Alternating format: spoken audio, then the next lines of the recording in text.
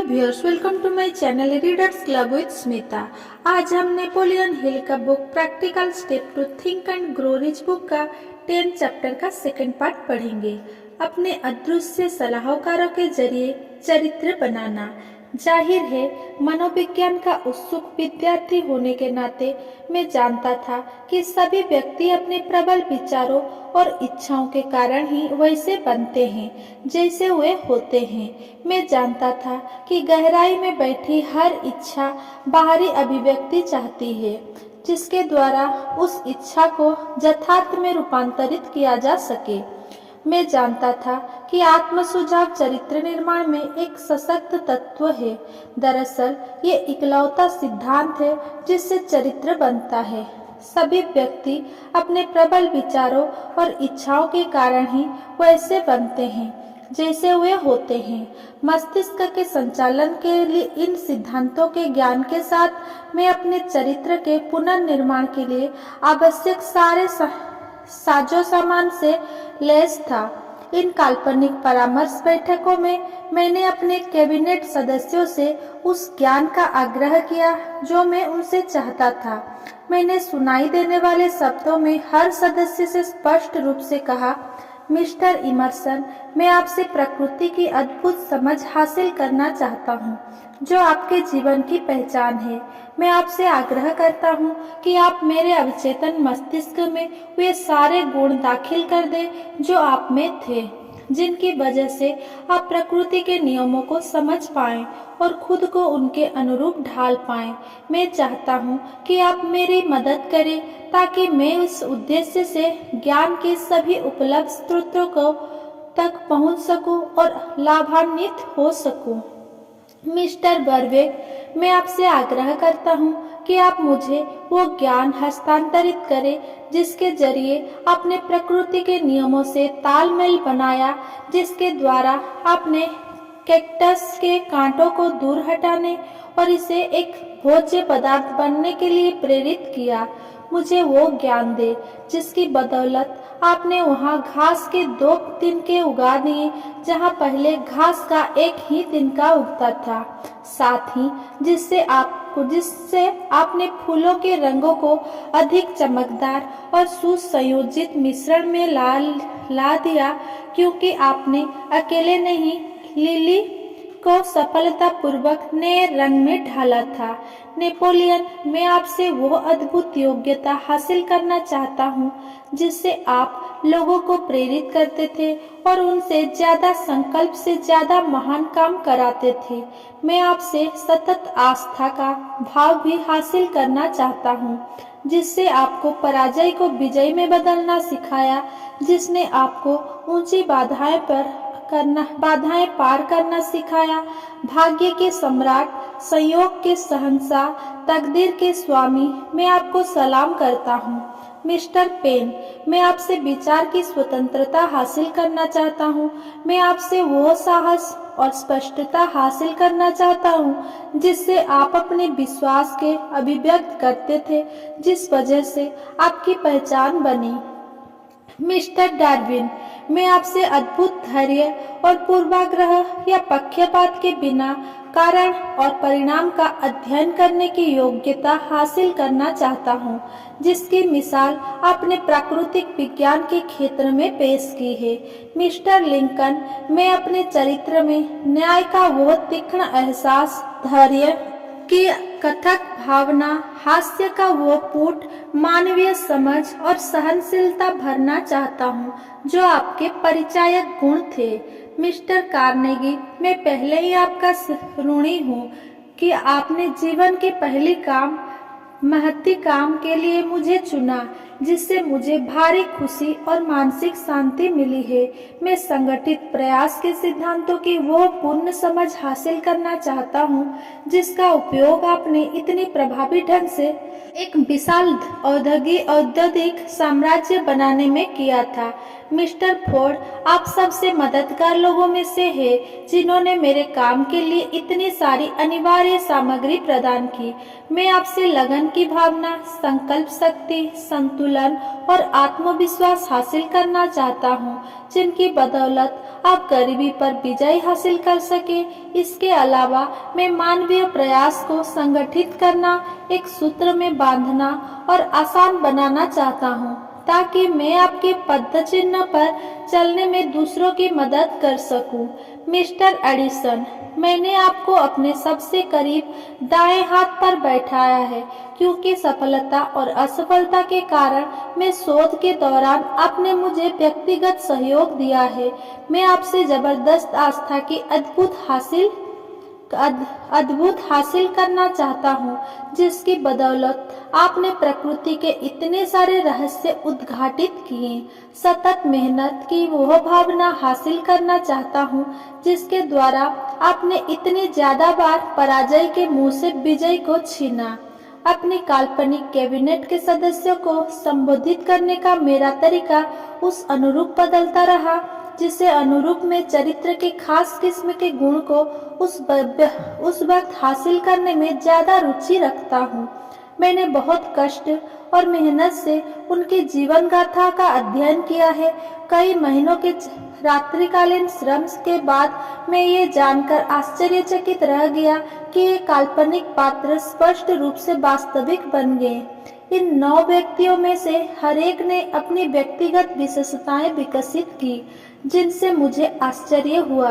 उदाहरण के तौर पर लिंकन हमेशा देर से आने के आदी थे, फिर गंभीर अंदाज में चारों तरफ घूमते रहने के आदी भी थे। जब वे आते थे तो बहुत धीमी चलते थे, अपने पीछे हाथ बांध लेते थे और मेरे पास से गुजरते वक्त वे कभी कभार रुक जाते थे और पल भर के लिए अपना हाथ मेरे कंधे पर रख देते थे। उनके चेहरे पर हमेशा संजीदगी का भाव रहता था। मैंने उन्हें शायद ही कभी मुस्कुराते देखा था। विभक्त राष्ट्र की चिंताओं ने उन्हें गंभीर बना दिया था। ये दूसरों के बारे में सच नहीं था। बर्वेक और फेन अक्सर ऐसे वाग्द्वंद्व में उलझ जाते थे, जिससे कैबिनेट के बाकी सदस्यों सदमे में आ जाते थे।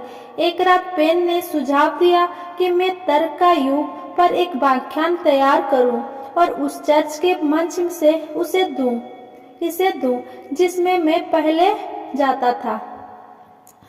टेबल पर बैठे कई लोग इस सुझाव पर जमकर हंसे, लेकिन नेपोलियन नहीं। उन्होंने अपने मुंह के कोने सिकोड़े और इतनी जोर से कराहने लगे कि सभी उन्हें हैरान से देखने लगे। उनके लिए चर्च बस राज्य का मोहरा था, जिसे सुधारने की कोई आवश्यकता नहीं थी। उनके लिए चर्च लोगों की सामूहिक गतिविधि को उत्तेजित करने का बस एक आरामदेह साधन था। एक मौके पर बर्वेक देरी से आए। जब वे आए तो उत्साह के मारे रोमांचित थे और उन्होंने बताया कि उन्हें आने में देर इसीलिए हो गई क्योंकि वे किसी भी पेड़ पर सेब फल उगाने का प्रयोग कर रहे थे। पेन ने उन्हें फटकारते हुए याद दिलाया कि सेब फल के कारण ही पुरुष और स्त्री के बीच की समस्या शुरू हुई थी। डार्विन जोर से हंसे और उन्होंने ये सुझाव दिया कि जंगल में सेब फल इकट्ठे करने जाते समय पेन को छोटे सपों के बारे में भी सचेत रहना चाहिए, क्योंकि उनकी यह आदत होती है कि बड़े होकर वे बड़े सर्प बन जाते हैं। इमर्सन ने कहा, सर्प नहीं तो सेब फल नहीं, और नेपोलियन का कहना था, सेब फल नहीं तो राज्य नहीं। लिंकन की यह आदत भी थी कि वे हर मीटिंग के बाद सबसे अंत में टेबल छोड़ते थे। एक मौके पर वे टेबल के छोर पर झुक गए और अपनी बाहें मोड़कर कई मिनट तक उसी मुद्रा में रहे। मैंने उन्हें विचलित करने की कई कोशिश नहीं की। अंततः उन्होंने अपना सिर धीरे धीरे उठाया, उठकर खड़े हुए और दरवाजे तक गए, फिर घूमे, लौटकर आए और मेरे कंधे पर हाथ रखकर बोले, बेटा, अगर तुम जीवन में अपने उद्देश्य को पूरा करने में लगे रहोगे तो तुम्हें बहुत साहस की जरूरत होगी, लेकिन जब तुम पर मुश्किलें आए तो वो याद रखना कि सामान्य लोगों में होता है। विपत्ति इसे विकसित कर देगी। एक शाम एडिसन दूसरों से पहले आ गए। वे आकर मेरे बाईं तरफ बैठ गए, जहां आमतौर पर इमर्सन बैठते थे। एडिसन ने कहा, जीवन के रहस्य को खोजने का साक्षी होना तुम्हारी तकदीर में है। जब समय आता है तो तुम देखोगे कि जीवन ऊर्जा या इकाइयों की भारी जमावट से बना है, जिसमें से प्रत्येक उतनी ही बुद्धिमान है जितना कि इंसान खुद को समझता है। जीवन की ये इकाइयां मधुमक्खियों के छत्ते की तरह समूहों में एकत्रित हो जाती है और जब तक इकट्ठी बनी रहती है, जब तक कि तालमेल के अभाव की वजह से वह विघटित नहीं हो जाती।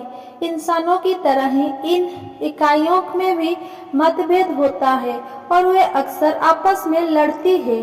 तुम जो बैठकें आयोजित कर रहे हो वे तुम्हारे लिए बहुत मददगार होगी। वे तुम्हारे बचाव में जीवन की कुछ वही इकाइयां लाएगी जिन्होंने तुम्हारी कैबिनेट के सदस्यों के जीवन काल में उनकी सेवा की थी। ये इकाइयां शाश्वत है, ये कभी नहीं मरती है। तुम्हारी खुद के विचार और इच्छाएं चुंबक बन जाएंगे और बाहर मौजूद जीवन के महासागर से जीवन की इकाइयां को आकर्षित करेंगे। केवल मित्रतापूर्ण इकाइयां आकर्षित होती है जो तुम्हारी इच्छाओं की प्रकृति के तालमेल में होती है। कैबिनेट के दूसरे सदस्य कमरे में दाखिल होने लगे। एडिसन उठकर खड़े हुए और धीरे धीरे चलकर अपनी जगह पर बैठ गए। जब यह हुआ तब एडिसन जीवित थे। इसका मुझ पर इतना प्रभाव पड़ा कि मैं उनसे मिलने गया और उन्हें अपना अनुभव बताया। वे खुलकर मुस्कुराए और बोले, तुम्हारा सपना तुम्हारी कल्पना से ज्यादा वास्तविक था। उन्होंने आगे कोई स्पष्टीकरण नहीं दिया। ये बैठक इतनी यथार्थवादी हो चली कि मैं उनके परिणामों से भयभीत होने लगा और मैंने उन्हें कई महीनों के लिए स्थगित कर दिया। ये अनुभव इतनी अजीब थे कि मैं डर रहा था कि अगर वे चलती रही तो मैं यह बात भूल जाऊंगा कि ये बैठक पूरी तरह काल्पनिक थी। ये आदत छोड़ने के 6 महीने बाद मैं एक रात जागा, या मैंने सोचा कि मैं जागा और मैंने लिंकन को अपने सिरहाने खड़े देखा। उन्होंने कहा, संसार को जल्द ही तुम्हारी सेवाओं की जरूरत पड़ेगी। ये उथल पुथल की अवधि से गुजरने वाला है जिससे लोग आस्था को खो देंगे और दहशत में आ जाएंगे। अपने काम में आगे बढ़ो और अपना दर्शन पूरा करो। ये तुम्हारा जीवन का उद्देश्य है।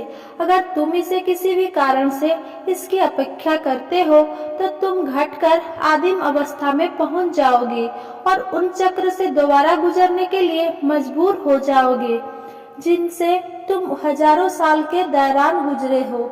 अगली सुबह मैं ये नहीं जानता था कि मैंने सपना देखा था या मैं सचमुच जाग रहा था, और मुझे आज तक इस बात का पता नहीं चला है। लेकिन मैं जानता हूँ कि अगर यह सपना था तो वो सपना अगले दिन भी मेरे दिमाग में इतना स्पष्ट था कि अगली रात मैंने बैठकों के दोबारा शुरू कर दी। हमारी अगली बैठक में मेरे कैबिनेट के सदस्य एक साथ कमरे में आए और काउंसिल टेबल पर अपनी पुरानी जगह पर खड़े हो गए। लिंकन ने एक गिलास उठाकर कहा, सज्जनों, आइए उस मित्र के नाम पर जाम पीते हैं जो समूहों में लौट आया है। उसके बाद मैं अपने कैबिनेट में नए सदस्य जोड़ने लगा और अब उनकी संख्या 50 से ज्यादा हो चुकी है। इनमें ईसा मसीहा, सेंट पॉल, गैलीलियो, कोपरनिकस, अरस्तु, प्लेटो, सुकरात, होमर, वोल्टेयर, ब्रूनो, स्पिनोजा, रोम्बर्ट, Kant, Schopenhauer, Newton, Confucius, Albert Howard, Brown, Ingersoll, Wilson और विलियम जैसे शामिल थे। पहली बार मैंने इस बात का जिक्र करने की हिम्मत की है। अब तक मैं इस विषय पर चुप ही रहा था, क्योंकि अपने खुद के नजरियों से मैं जानता था कि अगर मैंने अपने असामान्य अनुभव का वर्णन किया तो मुझे गलत समझा जाएगा। अब मैं बहादुरी से अपने अनुभव को इस पुस्तक में इसीलिए लिख रहा हूँ क्योंकि अब मुझे लोग क्या कहते हैं से कम फर्क पड़ता है, जबकि कई साल पहले मुझे इस बात से ज्यादा फर्क पड़ता था। परिपक्वता का एक वरदान ये है कि कई बार ये इंसान को सत्य बोलने की ज्यादा हिम्मत देती है, चाहे ना समझ लोग कुछ भी सोचे या कहे। ये बहुत ही अच्छा अध्याय था और बहुत अच्छा एक्सप्लेन किए हैं लेखक। तो अगर मेरा ये वीडियो आपको पसंद आया हो तो मेरा वीडियो को लाइक, कमेंट, शेयर करें एंड मेरा चैनल को सब्सक्राइब करें। धन्यवाद।